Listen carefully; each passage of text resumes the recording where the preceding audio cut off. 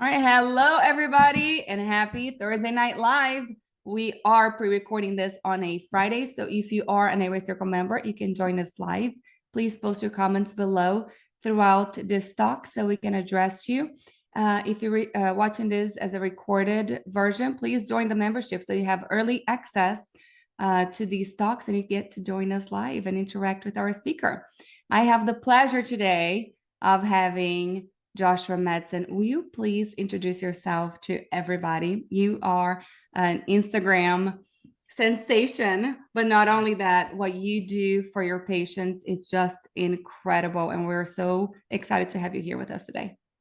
Yeah, for sure. And my name is Dr. Josh Madsen. I own Infinity Functional Neurology, soon to be renamed to Infinity Neuromotor Development Center. We have a clinic in Iowa, and then this year we're opening Denver and also Minnesota. So we got a couple clinics. We got a awesome staff. So a lot of interestingly enough, a lot of the stuff you guys see on Instagram no longer is necessarily me working with them. It's usually my staff now. I might do some initial exams, I might do some of that type of stuff, but we've developed a system to help these kids, and now we're trying to expand that to multiple different locations. So, and we've been in practice about 8 years now. We have probably 30 or 40 staff. About probably 25, 30 in Iowa, and then the rest in going to be in the other locations. But we are a mixture of chiropractors, PTs, OTs, and now speech paths. So we have a cool little integration that's working really well for helping kids. And I'm going to talk a lot about primitive reflexes today, neurodevelopment, how that plays into what you guys do, how what you into what we do. To give a little bit of context there. But I'm really excited because this is something that I've been working with and looking at, not necessarily like I don't look at airway to the extent that you guys do, but it is a huge aspect that plays into how we work with the kid and making sure that we get them to a referral like you guys that makes a massive difference in their care. So I'm really excited to chat about that a little bit. Yeah, it sounds like you have the dream team over there in We the do. in the airway field. We always talk about, oh my gosh, can you imagine if we had like a group with a chiropractor, a myofunctional therapist? We gotta add an ENT like Dr. Zagi. We were just talking about him Yep. there. PT, OT, speech. Oh my goodness. That's why the Mayo Clinic is so successful. It's because they have so many different specialties and professionals looking at the same patient. Yeah, and And it's so nice to have those different perspectives for sure. Mhm. And we all we all learn functional neurology, we all learn developmental neurology. Like that's a big aspect of like that's the initial training that we do for everyone, no matter what their background is. So that way we're all looking through a similar lens, but with from different perspectives. So 100%. All right, let's get started. okay, let me see if I can figure out how to share my screen here. Hope I can do this. Oh, I Just gotta let me know. And everybody sorry, listening, you guys active. are welcome to post your questions right here in the chat box. I'm just going to make sure you're able to. Yes, you can message everyone. And please let us know what your specialty is and where you are watching this from. Hope it's gonna let me share this. Okay, here we go. Now I'm You in. got it? Okay. Yeah. Let me. Oh, amazing. There we go. Okay. So again, Dr. Josh Madsen, I'm a fellow of the International Board of Functional Neurology. So I've functional neurology, for anyone that doesn't know what that is, it's simply like the study of current neuroscience, applying it to your patients. And it's a lot into like neurorehabilitation, simply put. Our office is a little bit different because we focus more on that pediatric neurodevelopmental aspect than adults or something along those lines. So our practice is about 97% pediatrics, maybe a little bit more. We see kids from all over the world. This week we have kids from Chile and Canada and pretty much every state from the UK, or not every state, but all around the United States, and from the UK this week alone. So we see them from kind of everywhere. And we do an intensive model. So we see kids 2 to 4 hours a day for a week to a month straight, depending on what's going on and how delayed they are in their development.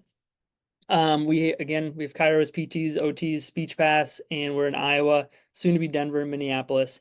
And we focus on chiropractic care, physical therapy, functional neurology, functional medicine. Low-level light therapy is a big thing we use, hyperbaric oxygen therapy, and some different oxygen therapies as well during care. But first things first, what I want to start with. So also, I can't see any comments. So if there is any comments, please speak up too, so I can make sure I answer those as we go. I prefer to answer them as we go along, really to broaden that conversation. So the more we can add in, the better. But from a Perfect. I'll manage those as you're going through.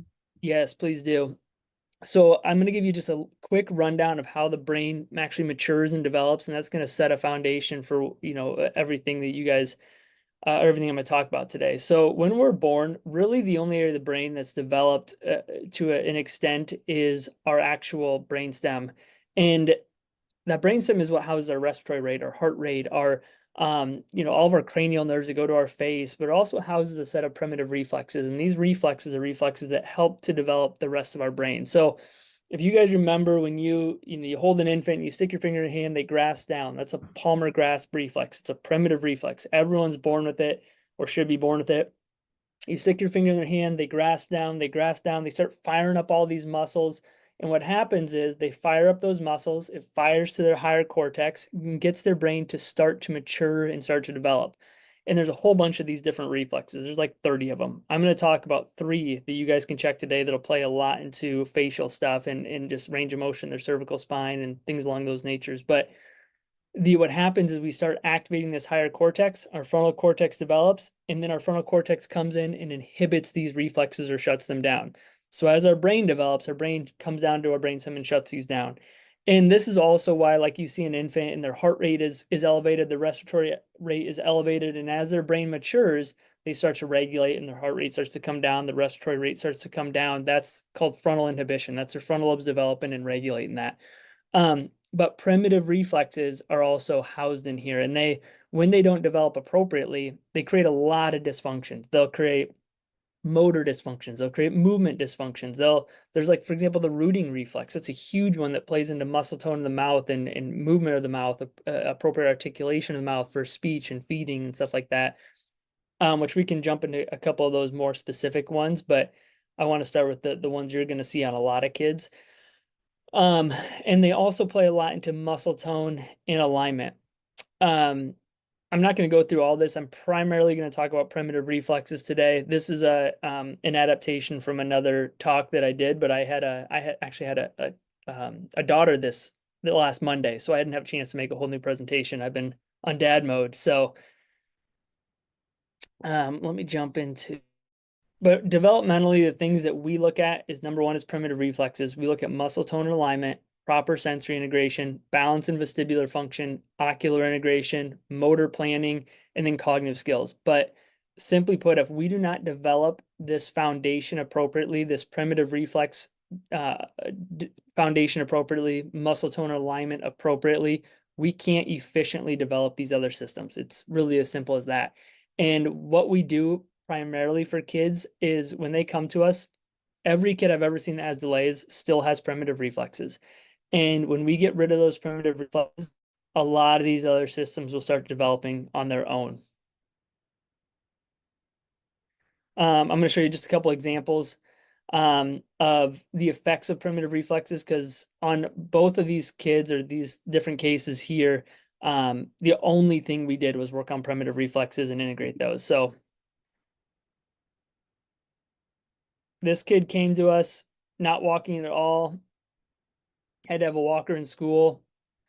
This is after his first intensive. He's had a second intensive. He now doesn't use a walker anymore. He can walk 200-300 steps without any balance issues. The only thing we did was get rid of his primitive reflexes. And we did a lot of photobiomodulation and other therapies to help with that to get his brain functioning better. But these motor skills, if we still have retained primitive reflexes, they can't develop. Like it's as simple as that. And that plays into your guys' like orofacial aspects too, because when we think of like movement of the mouth and we think of movement of the tongue, that's really a fine motor movement. And from a brain development standpoint, we have to develop, when we look at the cerebellum from the back, we develop the midline aspect first when an infant's developing, then we develop our intermediate areas, then our lateral areas. And that's why those midline aspects are our gross motor development. And then we start developing it from the midline out, which the lateral areas are our fine motor coordination of our hands, also articulation, fine motor movements of our mouth. And if we don't develop gross motor skills, we can't develop these finer movements appropriately. So that's why you don't typically see a kid start to talk until they start to walk. They have to develop that gross motor as a foundation in this motor strip for their fine motor to develop. So if you have a kid that you're trying to work on a lot of these fine motor movements, tongue movements, these orofacial things, and they're not quite developing, it might be just because they don't have the gross motor aspects of their brain developed first that need to be in place for these fine motor aspects to develop. And that's the importance of hitting these sequentially, or taking care of some of these gross motor aspects and these reflexes that affect those gross motor aspects first. This one kid came to our office for 3 weeks. Can you hear that? If I play that? From Alaska, he was struggling with motor skills, learning skills, attention issues, behavioral issues. He was diagnosed with high functioning autism. He had a lot of things going against him. He had a lot of struggles going on. So what we found from a developmental perspective is he had a lot of primitive reflexes. That's a symmetrical tonic neck His balance reflex. centers weren't well developed. He couldn't track his eyes appropriately. He also had a lot of restrictions in how he moved. I couldn't even turn his head when he started. He had really poor core stability when he started. And what we got to work on in the first week is we worked on rehabbing his movement and getting rid of his primitive reflexes, which made a substantial difference in how he could move and how he could function. Even after the first week, they were able to go to church for the first time in years and be able to sit through it without him getting extremely anxious and having to leave right away, which was awesome. But then in the following weeks, we got to work on his vestibular system and retraining his balance centers. We had to work on getting his eyes and his balance centers to integrate appropriately together. And the funny thing is, these guys were actually only planning on coming for like a week or two. They ended up staying for 3 weeks because the results that they were getting in those first couple of weeks were so outstanding and they hadn't gotten before. And even though they'd been doing traditional therapy for years on end, doing PT, OT, speech, but when we approach it from a developmental aspect, these kids can get a significant change, and especially with the intensity of the model that we have, when otherwise they may not be able to get that same amount of change. So you see a younger kid, you see an older kid. These older kids, every single time you see a kid that has autism, diagnosis of autism, ADHD, sensory processing, speech delays, they're going to have primitive reflexes. And the reason for that is simple. These are all neurodevelopmental delays. If our nervous system is delayed in its development, these primitive reflexes are going to still be there because they're trying to activate our brain. But also when that's going on, these reflexes are in the way of that normal maturation. I don't remember which one this one is. Came to us for a 2-week intensive to work on helping her to learn to walk. She's actually seen OTs and PTs for the last couple of years to try to get her to walk. And the max amount she'd ever walked was 8 steps. And that was only one time. And that was with supports on her ankles called AFOs. She was diagnosed with cerebral palsy after having a hypoxic ischemic event. And what we did with her is we actually worked on getting rid of her primitive reflexes. We worked on retraining her vestibular system or her balance centers. And as we did that, you actually see we got her to walk multiple different times over 25 steps. I think the max we got her to was 27 steps. And a multitude of other times we got her to walk 14, 15 steps. And we simply did that by working on redeveloping the things that should develop first for primitive reflexes. As we worked on those, then we can start working on her vestibular system. And as these systems started to develop, her motor skills got better and her walking got much better.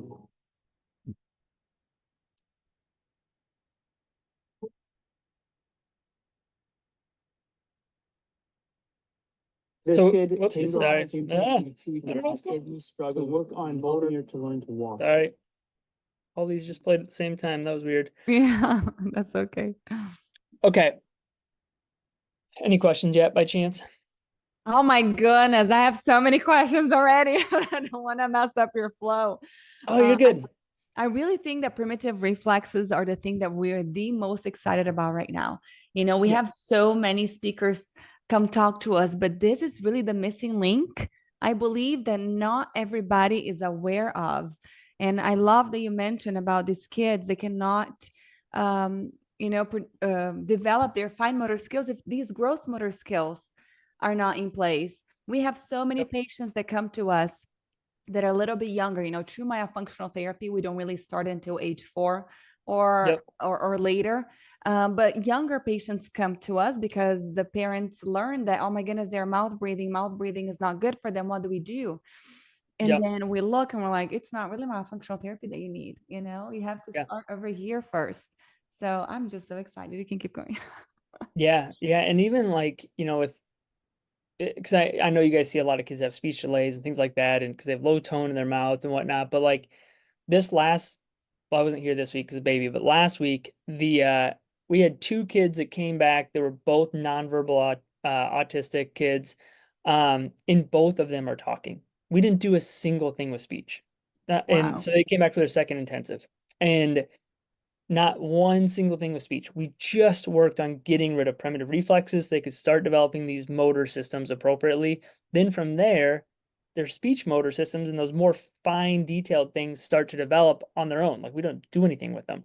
And we see it all the time. And so like the importance of that is getting those foundational systems developed is super, super important. This is interesting that you said that. My son is 4 now, but whenever he was 16 months old, everything was very delayed. When he was 16, he might have had a concussion at 1.5. We're not Yep. sure. But at 16 months old, we started speech because I knew that it was already delayed. It was always going to be delayed. And in a year, maybe we got 10% better. So I Yep. stopped speech and we did OT and PT, which they were working on reflex integration, and his speech just went. Yep. Yep. It happens all the time. It's wild how, I mean, we get such massive changes in speech, feeding, just all those fine motor skills, handwriting skills, and we never work on them, not once. Ah, And like it's nuts how much that changes just by getting a foundation set. I'm going to show you guys a few different reflexes. Probably the three most common ones, the ones that create the most symptoms, and that's going to be this asymmetrical tonic neck reflex, symmetrical tonic neck reflex, and then I'm going to show you how to test a moral reflex. I'm going to show you how to test them, what they mean, and why they're important. But this chart gives you the moral reflex, the purpose of the reflex, when it appears, when it should start to integrate or go away by, and the most common signs of retention. So when you see a kid that has hypersensitivity, hyperreactivity, poor impulse control, sensory issues, social emotional maturities, typically they will have a moro. And I would add to this anxiety and also motion sickness. They'll typically have a moro or a startle reflex, which this is going to be the last one I'm going to show you. First one I'm going to show you is this asymmetrical tonic neck reflex. This one should go away right around 6 months of life. It's a reflex that you see an infant when they turn their head and their arm starts to straighten on that side and their other arm flexes. So this is called the fencer position. You see an infant when they're laying in bed. You'll see that position all the time. That's that reflex starting to develop, but it should go away right around 6 months of life so we can hit crawling motor milestones on time. So to crawl, you have to be able to turn your head, extend your arm on the opposite side. Well, if you turn your head this way and this arm drops out, you're not going to be able to create a cross crawl pattern, and therefore they're not going to typically crawl. They'll usually walk either early, right around 9-10 months, or they'll walk really later on 16 months when they have that one. Other common symptoms with the ATNR is difficulties learning to so crawling, riding a bike, tying their shoes, handwriting, and reading, because it affects your eyes. It affects everything that crosses midline. So if your eyes, as they cross midline, you'll see big skips and jumps in their eyes. And I'll show you an example of that. And then the symmetrical tonic neck reflex should go away right around 9 to 11 months. This one plays a lot into slumped sitting postures, poor muscle tone, poor hand-eye coordination, and inability to sit and concentrate for long periods of time. And a lot of the learning issues is because they can't converge and diverge their eyes appropriately. So they get double vision a lot, which again, I'll show you some aspects of that. But those are the three I'm going to teach you guys about. So, and show you how to test them, because they are the most prevalent ones, and they're the ones that when you get rid of them, they make the biggest change for the child, for sure. Okay, so the ATNR, there's two different ways to test it. The first one is on their hands and knees, and what you're going to see is I'm going to turn his head one direction. His arms should be able to stay straight the entire time. What you'll see with this one is when I turn his head like towards you, his opposite arm will drop out. And I turn his head the opposite direction, this arm will drop out. So I'll show it to you. So arm drops, arm drop. And the more you do it, the worse it'll get when it's a true reflex. If it's just neck tightness, the more you do it, the better it'll get. So I'll run that through one more time. So you want to make sure their low back is dropped, because they can compensate for it if they round their low back. This one is the STNR is what I was checking for there, but I'll show you that one in a separate video. And then you can also test it standing. So you have them put their arms straight out in front of them, drop their wrist down, close their eyes, and you instruct them, say, keep your arms straight out in front of you. And they should be able to keep their arms straight out in front of them and turn their head. So you put his arm straight out in front of him, turn his head, and you'll see his whole body rotates with it. That's abnormal. He should be able to turn his head without his entire body rotating.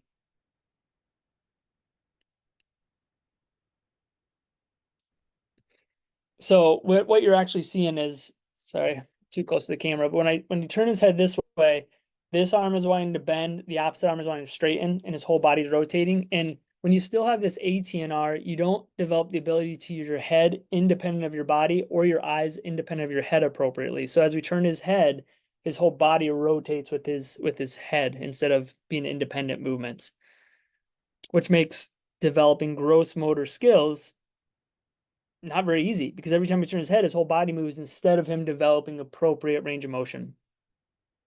And again, when we think about it from like what you guys are dealing with, is these reflexes develop our brainstem. Well, and out of our brainstem comes all of our cranial nerves that go to our trigeminal nerve, our facial nerve, or hypoglossal nerves. Those all come in to help to develop all this. Well, if we don't develop these primitive reflexes, we don't develop our brainstem efficiently, we don't develop our cranial nerves, our vagal system appropriately. So that's why it's really important, is these have to go away to start to set that foundation for all those cranial nerves to function appropriately.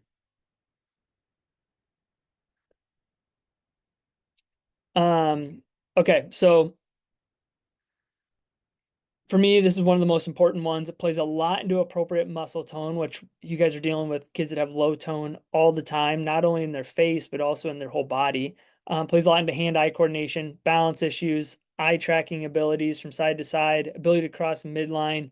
Helps us get out of the womb originally. Plays a lot into army crawling, cross crawling, and walking. So when we have delays in this, it's typically because of this reflex. Torticollis is another really common one where you'll see this on one side, but not the other side.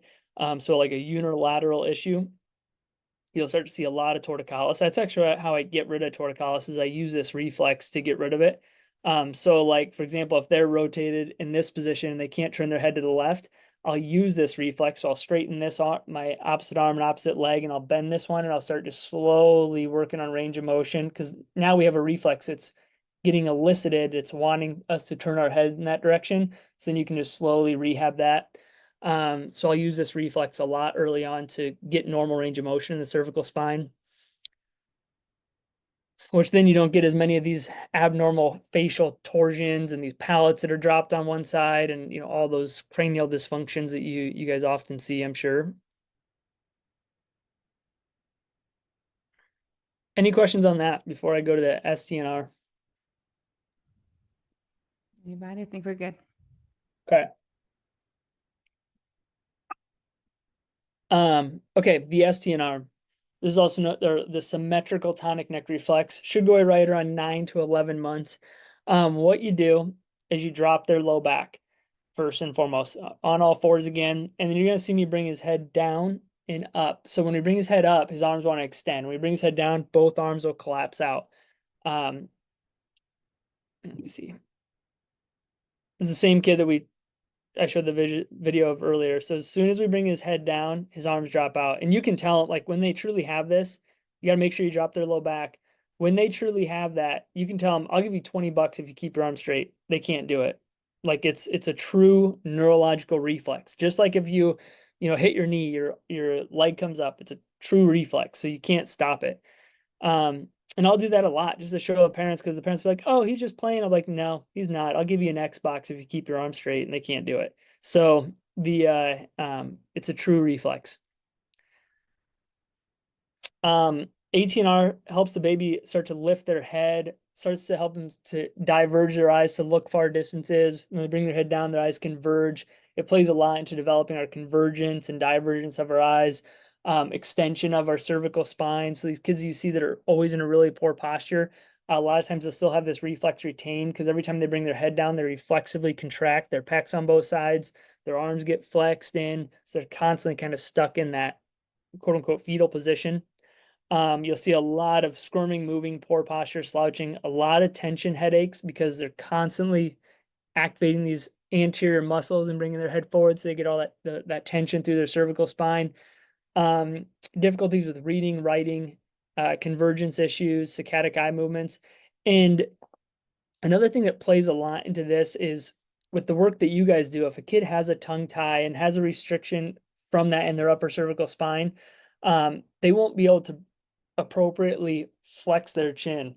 But we have to have that movement to develop these reflexes because we develop, it's called the cephalcaudal law, where basically we develop from the top down. So as an infant, the first thing you start to see is their heads start to move and their necks start to move and then start to develop that range of motion. Then you start to see them start to roll and use their shoulders and their pecs. And then you start to see them army crawling and using their lower body, then get up on their hands and knees. But we start all of our development from appropriate range of motion of our cervical spine. So if we have adhesions in our mouth, if we have restrictions in our upper cervical spine, we're not going to develop these reflexes appropriately. So, that's why getting those addressed early on is quite helpful for a lot of this.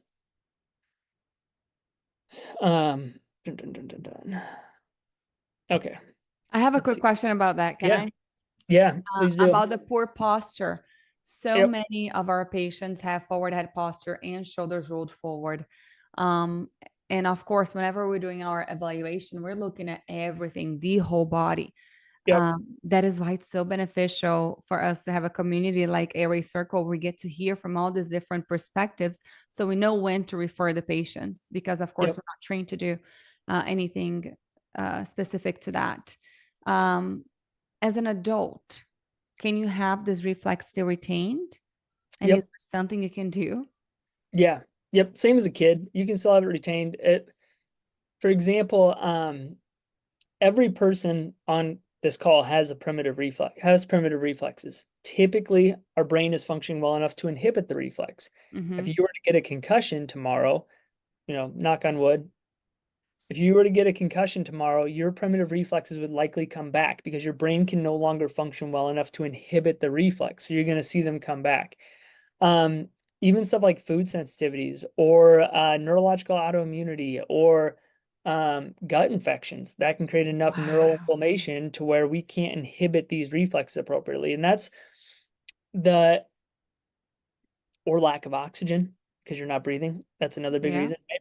So looking at blood flow and things like that is important, but that's why looking at a big picture for getting rid of primitive reflexes is so important because we have so many kids that do, MNRI or they do, all not saying those are bad by any means, but doing all these other therapies for reflex integration, but they're not looking at the big picture. A lot of times those kids, they'll be doing that for 3 years. They'll come to me, they still have them. We'll take gluten out of their diet or dairy, whatever they're sensitive to. Maybe they're anemic. We get them some iron and the reflexes are gone in 2 weeks. Well, it's because the brain wasn't functioning well enough to inhibit the reflex in the first place. And it's not that they necessarily didn't do the movement enough. It's that your brain needs 3 things to develop. It needs stimulation, what you're doing with MNRI or with, with other reflex integration, just doing the exercises you're doing.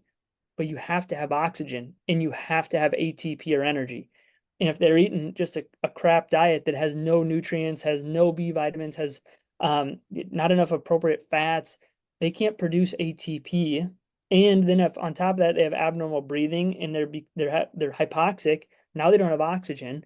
And so with those 2 things, you can do all the stimulation in the world, but you're not going to get anything to connect because you don't have the basic nutrient or resources to make it happen.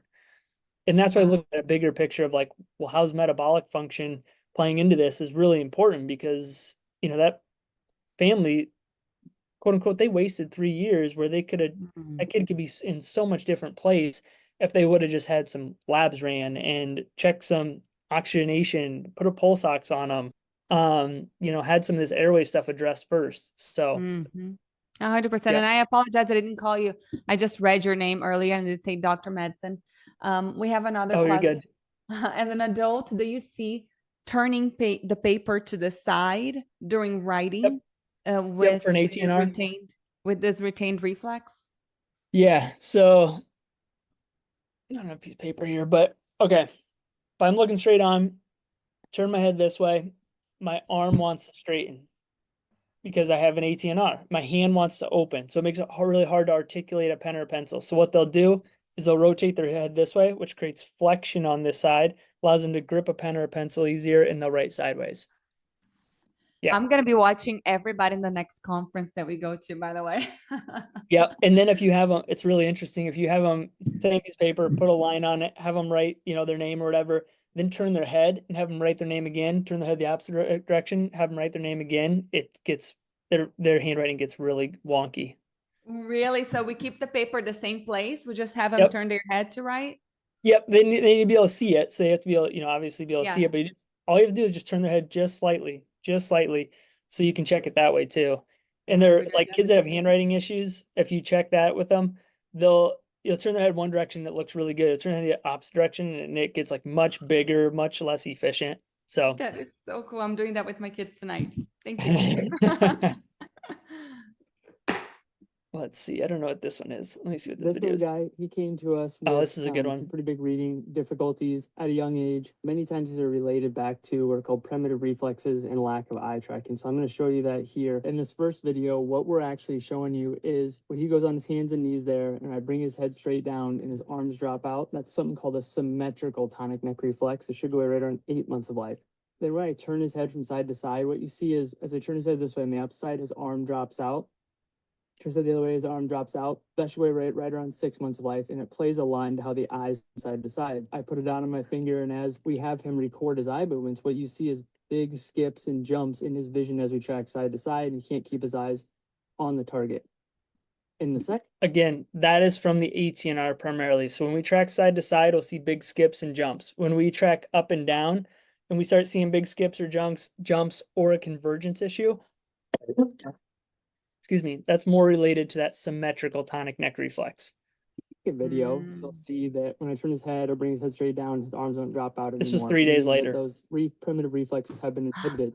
But at the same time, what you're actually seeing is a massive improvement in how his eyes track and the ability to keep his eyes stable as his eyes track from side to side and up and down. That plays a lot into reading because you need to be able to track a line efficiently without your eyes skipping or jumping or kind of going all over the place. As those reflexes get better and as their eye tracking get better, Now you also can his see, learning improves see tracks, you dramatically. can follow.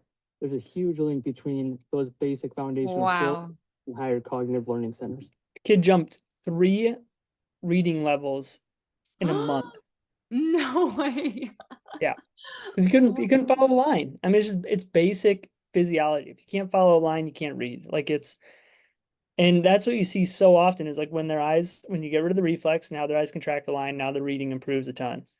So when you're doing your case histories and you start seeing, oh, we have a lot of learning issues, just simply put a dot on your finger, be at least 18 inches away, and just see if they can track your dot. Can they follow your dot at all? Or are they moving their whole head to do it? Because again, that's going to be more like an ATNR issue. So making sure they can use their eyes independent of their head, of their body. And if they can't, they very likely have an ATNR or an STNR or both. That is so interesting. I remember learning about the eye tracking some time ago, and I have done with a few patients, and it's like, whoa. Yep. Not knowing, knowing that, but not knowing exactly where to send them. I mean, now we do. Rose said, sorry, go ahead. Start with the basics. Start with primitive reflexes, then you can build up to eyes, but you just got to start there. Perfect. Dr. Rose is saying, is there specific credentials I should look for in a chiropractor to make sure they work on primitive reflexes? My kids have been in OT, PT, and visual therapy with prism lenses. I can see how receiving the scare would be important. Yeah. So it's a little bit tricky because there's functional neurologists, so that's what I would be considered is functional neurology.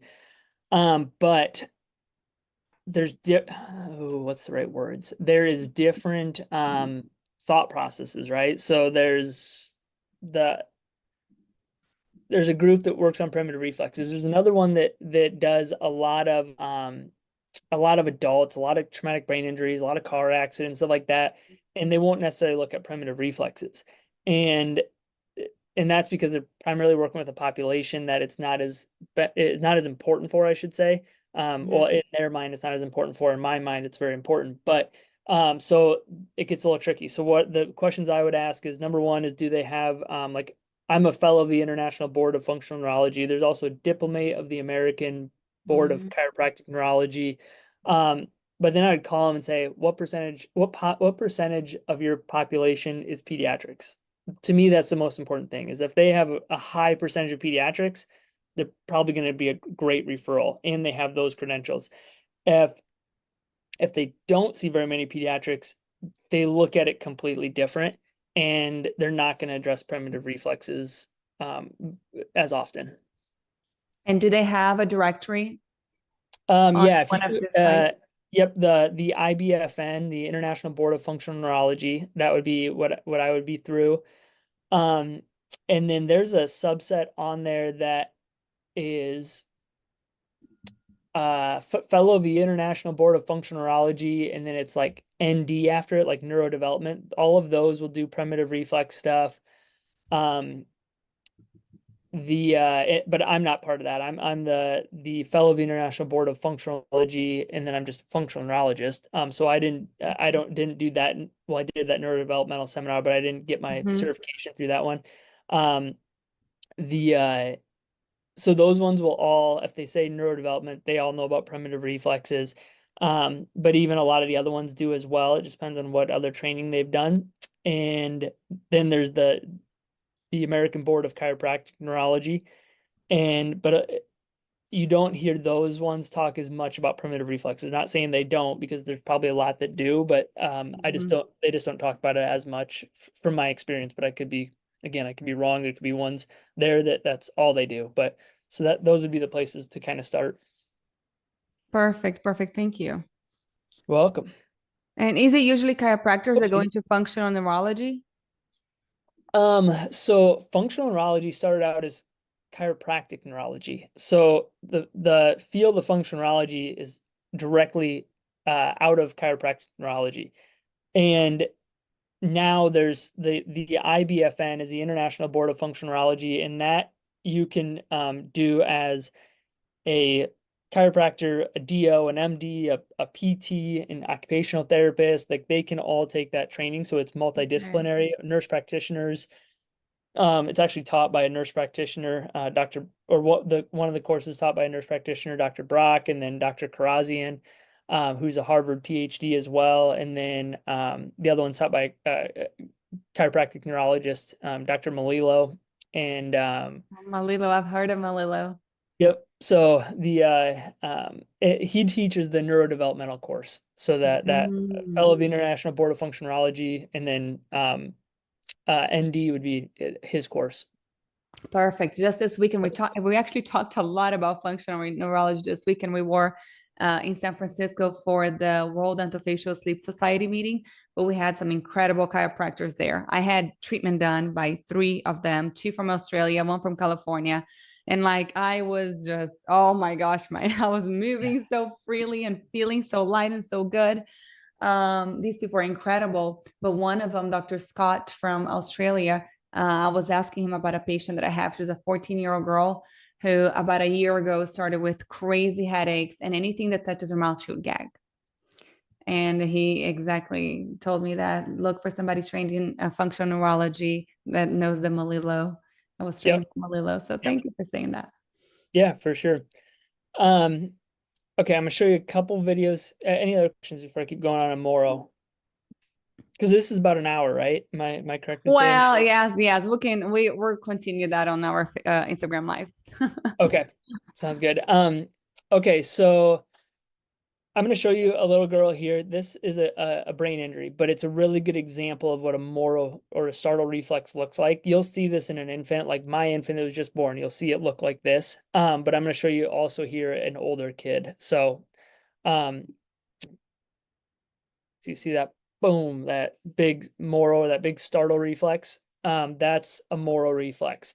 That's what it looks like in an infant. Doesn't look like that in an adult. Like, so you can do the auditory portion, or you can move them quickly and you'll see the same response. So if you're holding an infant, you kind of move fast, their arms will come out, and a lot of times they'll start to cry. That's a startle reflex. Should go away right around 2 to 4 months.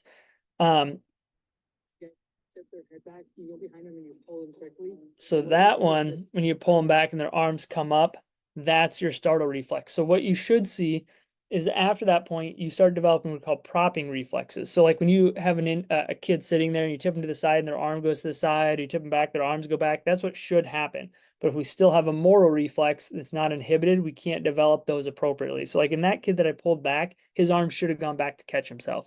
That's a normal propping reflex. But when you see their hands come up, that's a startle reflex. That reflex will play a lot into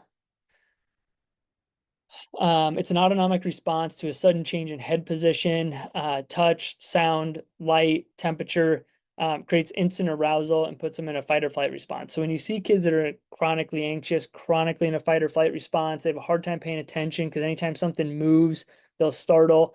And what happens is when they startle, they really release adrenaline and cortisol, which also plays a lot into like allergies. So a lot of these people have allergies because adrenaline and cortisol help us fight allergens. But if we're having an abnormal response or release constantly, we'll have issues with that. Increased breathing rate, increased heart rate, increased blood pressure is pretty common. You see this a lot in like those 8, 9, 10, 12-year-old girls that are chronically anxious. They typically have a pretty large startle response. They'll also have a lot of times they will also have like motion sickness and things along those lines. But Wow. also you'll see it in young kids that have a lot of behavioral issues. Because anytime they move or anytime they're in class and someone moves too quick, makes too loud of a noise, they startle, people's dilate, heart rate goes up, and they get into a state of fight or flight. Eventually their frontal lobes fatigue out and from trying to shut that down all the time, and then they have big outbursts, usually right when they get home from school. My son had the moral not integrated. And I know everybody's like freaking out over here on the comments. And it's funny because growing up, all of my friends always made fun of me of how I get startled so quickly, so Yep. easily. Yep. Gosh, we all need Yep. treatment, y'all. I remember like at the end of the school day, I had to go turn in a notebook over to the director. And if I forgot, you'd be like, and everybody was like, Renata, what happened? I was like, I forgot the book. You know, it was something so simple, but it's crazy how easily startled. Yeah, that's why we're besties, Tamara. Yeah. Yep. So a lot of these things will like when you have that going on, you will see a lot of these things like sleep disturbances, especially early on infants, difficulty sleeping, especially ones like wake up a lot because every time they roll over and move too quickly, they startle themselves awake. Shyness, poor balance coordination, poor stamina, motion sickness, poor digestion because it affects our vagal system. So we'll have issues with our digestive system, immune system issues, again, because of that vagal system, asthma, allergies, infections, hypersensitivity to light, movement, touch, smell, vision, reading issues, because it plays a lot into our central and peripheral integration of our visual system. They get kind of stuck in a, I don't know the right words for that, but their vision gets kind of brought in. They don't have good peripheral vision. Difficulty adapting to change. They don't like changing environments, hyperactivity with fatigue, eventually with extreme fatigue. Yeah, easily distracted because of that. So those are the most common symptoms. Have a great question over here from Marge. Can the moral reflex happen with past trauma? Yeah. Yep. So Moro plays a lot into our vagal system. So like development of our vagal system. So what happens is if you read like Porges's book on like polyvagal theory, what you'll have your dorsal branch, which is your freeze response. So you come over a hill and you see a deer and the deer freezes. That's a freeze response. Usually that should start to go away inside the womb, is what's supposed to happen. Sometimes it doesn't, but that's supposed to happen as our intermediate branch develops, which is our fight or flight response or our Moro reflex. Then from there, we develop our ventral branch, which is our parasympathetic, calming, rest, digest. And that happens as our frontal lobes start to get developed and start to inhibit this and regulate this. And there's a lot of mechanisms there. But when we get in an extremely stressful environment, our frontal lobes shut down. And if those don't come back online appropriately, we can't inhibit this reflex appropriately anymore. So that's why stress is such a big deal, is because of the effect it has on our frontal lobes and our lack of cortical inhibition. So basically our frontal lobes can't shut it down anymore. Then you'll see the reemergence of this reflex pretty often with those types of events. You'll also see it a lot with like kids that are adopted, kids that have had a pretty rough, not cared for appropriately in those first couple of years. You'll see this reflex a ton. In a really strong, severe one. Thank you. Yeah, because that lack of vagal development. As your vagus nerve gets developed and functioning appropriately, it'll inhibit this reflex. I wonder if lack of oxytocin has anything to do with these reflex integrations. I don't know. Not getting enough affection whenever you're a newborn. I Yeah. have heard a correlation with that. Yeah. Oh, yeah. And I mean, there's studies, just overall brain development is less. And, so I don't know the exact mechanism of that, but well researched and well known that when you're not getting appropriate stimulation early on, you're not going to develop appropriately. Wow. Let's see what this one is. This kid came to us with extreme behavioral issues, attentional issues, a lot of learning issues. And I want to show you guys the deficits that we see. So in these kids. STNR. And also we did an intensive with him. So I'm going to show you his primitive reflexes prior and after. So whenever kids come in with these deficits, we typically find a few different things. We find a few different primitive reflexes that shouldn't be there. We find balance issues, and we typically find eye tracking issues. So I'm going to show you those here. So this first video, we're looking at what's called an asymmetrical tonic neck reflex. We're turning his head, and you can see his arms are dropping out on both sides there. When we go side to side, his arms drop out. Really That strong should go away right 18R. around 6 months of life. After a 4-day intensive, you can see now as we turn his head, his arms don't drop out anymore. That reflex, as it goes away, it plays a line to the ability for both sides of our brain to connect efficiently. It plays a lot into our eyes to track efficiently from side to side. It plays a lot into our balance centers, plays a lot into like catching a ball in athletic activities. And then secondly, a reflex that plays a lot into behavioral issues is a startle reflex. And this is what's called a moral reflex or a startle reflex. It should go away right around 3 to 4 months of life or turn into a more appropriate startle reflex called the Strauss reflex. But you can see he has a big response to that. In the second video, you can see that he no longer has that large response, and meaning that that sensory stimulus isn't as large of a stimulus to his brain anymore. He's integrating that sensory information more appropriately. That's going to allow him in everyday life to integrate the sensory information coming in more appropriately, so the world isn't so bright and abrasive and overwhelming for him, and allow him to produce better responses to his environment or better behavioral responses to his environment. And you can also see here his balance is a really big challenge. And with all the testing that we do here as well, you're going to see that balance is a really big issue. And as we go through this week of intensive, we're able to see that his balance is actually improving with our objective measurements and also with our eye tracking objective measurements. You're seeing those systems start to improve. And what we'll see over the next 6 weeks is his behaviorally, things will start improving and he'll be able to better self-regulate as well. Wow. This could change. Oopsies. Okay. Questions on the Moro? If not, I'm going to go to a couple things you can look for gait-wise for 18R and STNR that are pretty interesting. And also some things that you'll start noticing when you look at the mouth and stuff like that. Some pretty interesting stuff. So any questions on that first? Marge said, I was in a car accident several years ago and my airbag was deployed. It happened extremely fast and I was basically in shock for a while.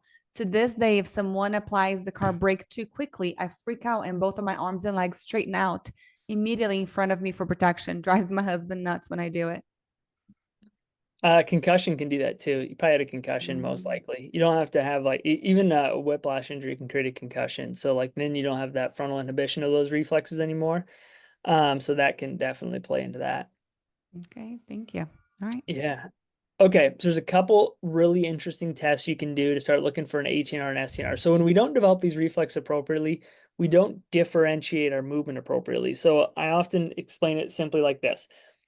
We have what are called cortical maps in our brain, and we have a map for this finger. So when I move this finger, there's an area of my brain that's activating, and it's well differentiated from this finger.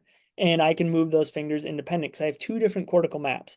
Well, if I tape these two fingers together for the next couple weeks, I would no longer be able to use those independent because that cortical map would come together and I wouldn't be able to move them independent. I would have to retrain that to start to be able to do that again. That's neuroplasticity, that's differentiation of movement. But what I'm going to Wow. show you here is when these reflexes don't go away, there's different movements you can have them do to see if they haven't differentiated their movement. So in this first one, what I'm having this kid do is walk on the edges of his feet. What you'll see when he does that is his hands will roll in. So as he rolls in his feet, his upper body will roll in, which again shouldn't happen. He should have differentiated movement. He should be able to use his upper body independent of his lower body and his right independent of his left. So you can see in his mouth when you do that, how abnormal function he gets of even his mouth. But you can see as we do that, his hands roll in. That shouldn't happen. It's called an ape walk. And then when we have them, I'll do this one out. You can have them point their toes out and walk like a duck. And what you'll see is their whole upper body will extend. Hope this is a good video here. Start to see his hands open up when he even just thinks about it. You can't do Wow. it. You'll see that open up. And if you tell him, point your toes out, his hands will come back out again, even though his toes don't go out because he can't motor plan it. So And the then, first one, his feet are in. yeah, he's walking on the edges of his feet. Okay, good. Yep. So then you get this Wow. roll of your hands in. Then when he points his toes out, when these reflexes are present, you'll see their whole upper body rotate out. So extend out. So it'll look like, can't really do that. It'll Mhm. look like their hands will roll out like this. Mm-hmm. And then when they point their toes in, their whole upper body their arms will roll in. So this is an example of that one. So this is him, he's trying to point his toes in. Let me start here. He couldn't motor plan it, so he couldn't do it. And he had so much tightness, but you'll still see the effect in his upper body. All of this is rolled in. This is after a week intensive. So he still is rolling in after a week, but he can at least walk. Before he couldn't even motor plan it. Wow. So that still is abnormal. You shouldn't see that. You should see like a perfectly normal like arm swing when you walk with your toes in, and they should be able to motor plan that really well. But if you start just simply by having your patients walking the edges of their feet, walking with their toes out, walking with their toes in, you start seeing abnormal upper body movements with it. That's because they haven't differentiated that movement, and therefore their motor system isn't differentiated. Therefore, it can't get complex. Therefore, you also can't develop your fine motor skills because you have to develop that gross motor differentiation before Mhm. you develop that fine motor differentiation efficiently. You can develop that fine motor ability through a lot of rehab, but it's much easier if you just get the gross motor system functioning better first. Like way easier. Wow.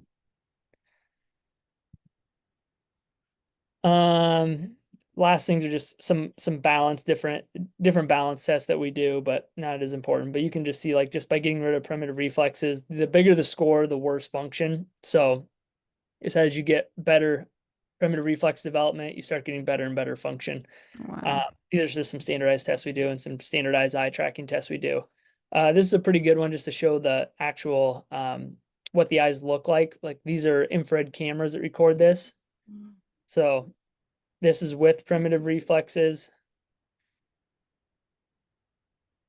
Wow. And then the second one is without primitive reflexes.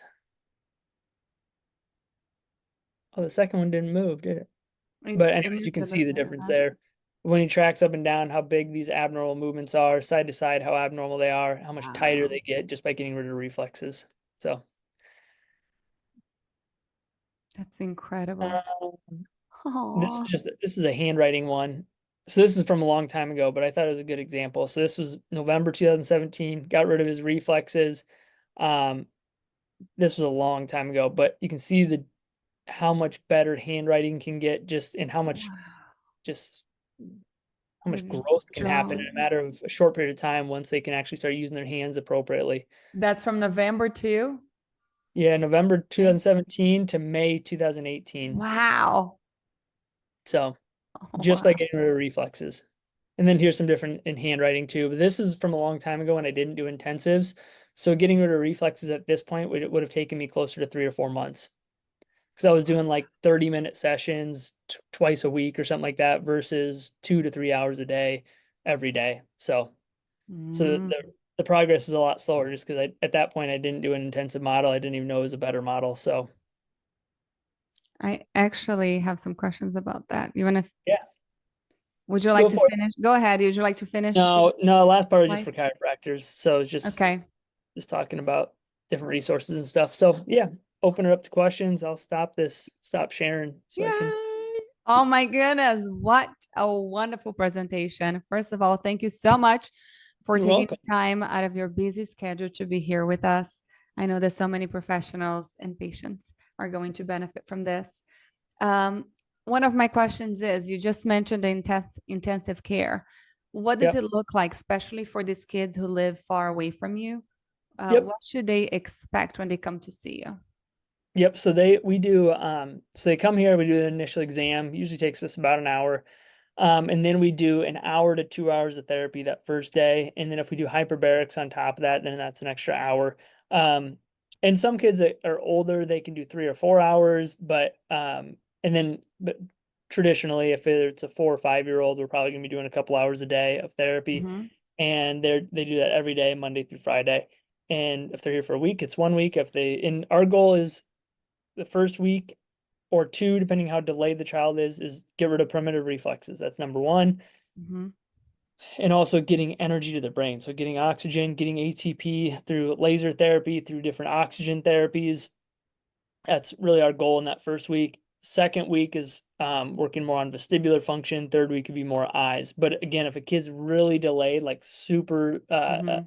a really severe autistic kid, it might take us 2 or 3 weeks to get rid of the reflexes, depending on Mhm. the extent of delay in that maturation of the brain.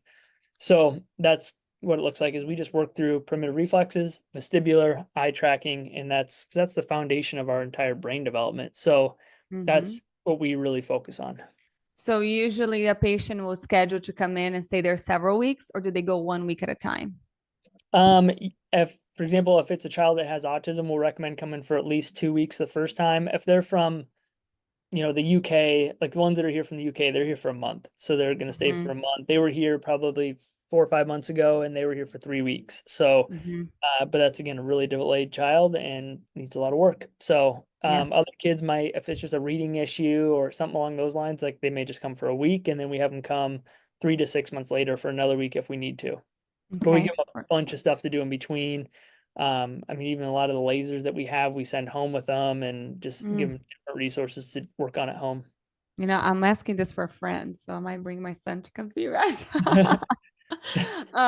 But the laser was my other question that I noticed that you Yep. guys do a lot of this red laser. What is it Yeah. exactly? Known as photobiomodulation, has nearly 12,000 studies on it now. Wow. It's what it does, simply put, is when we have an electron transport chain, we have something called cytochrome C oxidase on there, and it upregulates cytochrome C oxidase. So what it allows us to do is produce more ATP. It allows us to produce more energy, which allows for increased healing, increased function, number one, and number two, but also it increases blood flow to the area of the brain that we're working on. So if a kid has a cerebellar issue and they have low core tone, they don't have good balance, they don't have good eye tracking, they still have primitive reflexes, we're going to be lasering that cerebellum while we're trying to do other activities to activate it. Once we get more integration in the cerebellum, what's going to happen is their brain's going to start functioning better and start inhibiting these reflexes. So we use it to activate the brain, simply put. Amazing. Yeah, and it Amazing. Oh works my really good. goodness. Well, Should be thank you. for any neurological issue, according to Harvard research, it should be the first thing used because it doesn't have any side effects and it's extremely effective. So, Is it something only chiropractors can use? no, chiropractors, PTs, OTs, Okay. speech paths can use them. Like, I mean, pretty much Okay. anyone can use them. What a I get them for parents at home. So, Perfect. Oh, that sounds so wonderful. And how can people get in touch with your office? yep, iowainfinity.com Okay. is our office. Or if you go to drjoshmatson.com, have blogs, and we just built that page out, but it has access to our different clinics and stuff, and courses that I teach, and because I teach courses for parents, I teach courses for professionals. So those are all there too. Perfect. Well, we cannot wait to hear more from you. We're going to do an Instagram live later on with MyoMove. So I'm super excited about this. Thank you so much. You have a You're welcome. wonderful weekend. And You're we're very so welcome. appreciative of your time. Thank you, Dr. Josh. Thanks for having me.